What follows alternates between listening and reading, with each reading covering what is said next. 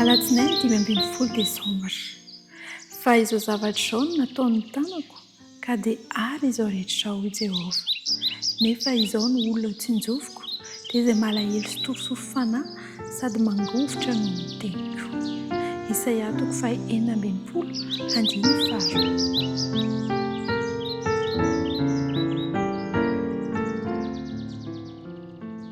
Mandroso sy mampandroso ny fanjakan'Andriamanitra. Androany alatsinainy 5 desambra zany dia tena tokony ho tanteraka eo amin'ny vahoaka an'Andriamanitra rehetra ny iraka mission misy lohahevitra lehibe mivoizina maneran-tany manao hoe mifototra amin'ny baiboly dia manatanteraka ny iraka, mifototra amin'ny baiboly dia manatanteraka ny iraka. Ka ity alatsinainy 5 desambra ity zany dia tena mamaly mihitsy ilay teny baiko manerana an'izao tontolo izao ho an'ny kristianina manao hoe mamita ny iraka, mampandroso ny fanjakan'Andriamanitra. Asehon'Andriamanitra amintsika ny ao anatin'ny teny ny fomba ahafahantsika manatanteraka ny asany. Dia inona le fomba anatanterahana ny asany? Dia tsotra ihany fa izao, ny fanaovana ny asa amin'ny fo feno fahatokiana, miasa mafy mba ho an'ireo fanahy maro izay reraka mangedahita ny fahamarinana. Miasa amin'ny fo feno fahatokiana. Indraindray lasa professionalisme loatra isika rehefa miasa. Professionalisme dia ny tena talenta sy ny fahaizantsika no miseho rehefa miasa ao an'Andriamanitra, ka izay tsy mifanaraka amin'ny talenta sy ny fahaizantsika dia voabahana, voailika mihitsy. Ary ny zava-doza amin'ireny dia izao, tsy misy intsony hidiran'ny herin'Andriamanitra rehefa professionalisme ny olona anankiray, satria ny heriny sy ny fahaizana no anatanterahana ny asa. Dia rehefa tsy mifanaraka amin'ny eritreriny dia alany, tsy hiara-miasa aminy, bahana ny lalana, tsy havelany handeha.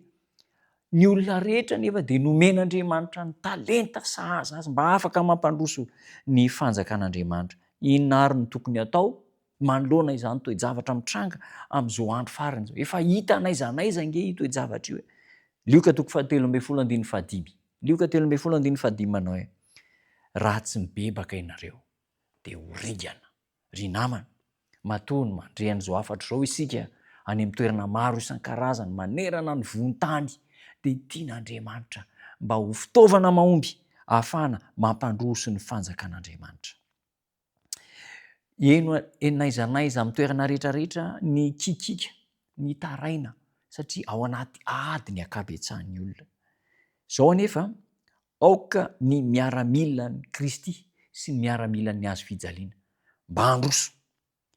Aoka tsy hatoky tena isika amin'ny fanaovana ny asa, dia apetraka daholo ny paikady rehetrarehetra mba heverintsika fa ampahomby, satria izay ny fahaizantsika, izay ny nianarantsika, dia apetrapetraka tsara daholo ireto ny ampahomby ahy. Tsy eken'Andriamanitra izany, ary mila mibebaka isika raha tsy izany dia ho ringana. Fotoana fohy ihany ange sisa no hipetrahantsika eto ambonin'ity tany ity, kely dia kely, ary ho an'ireo namana izay nodimandry any am-pasana dia fotoana fohy ihany sisa ny hipetrahan'izy ireo any am-pasana. Fa rehefa tonga ny antso dia ataontsika indray ny asantsika any amin'ny fanjakan'Andriamanitra ka ampandroso ny voninahitr'Andriamanitra sy ny voninahitry Kristy. Ry namako, kely sisa ny fotoana, fohy dia fohy. Raha mijery ny andro lasa isika dia tena hoe niazakazaka ny fotoana kely, ka izao androany amin'izao fionantsika izao manapa-hevitra mba ampandroso ny fanjakan'Andriamanitra. Ampandroso ny fanjakan'Andriamanitra. Andeha verenantsika vakiana kely, tsy maninona verintsika vakiana ny andalan'ny teny androany ao amin'ny Isaia 4:2 manao hoe fa izao zavatra izao no nataon'ny tanako, ka dia ary izao rehetra izao hoy Jehovah, nefa izao no olona ho tsinjoviko dia izay malahelo sy torotoro fanahy sady mangovotra no ny teniko.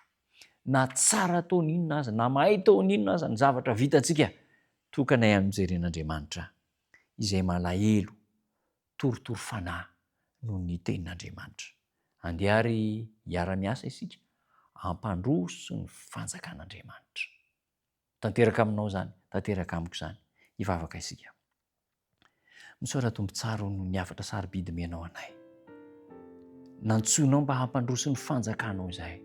inty zahay, manantona anao ka miteny tahaka ny Isaia manao hoe inty aho, irao aho. Tanterao amin'ny fiainana tsirairay avy zany loha hevitra manan-danja izany, ary tahio ny olona rehetra izay manaraka izao fandarina izao, tahio ny olona rehetra izay manana fotoana manokana androany ampaherezy toany hery izy ireo amin'ny anaranao Jesosy Tompo. Amen.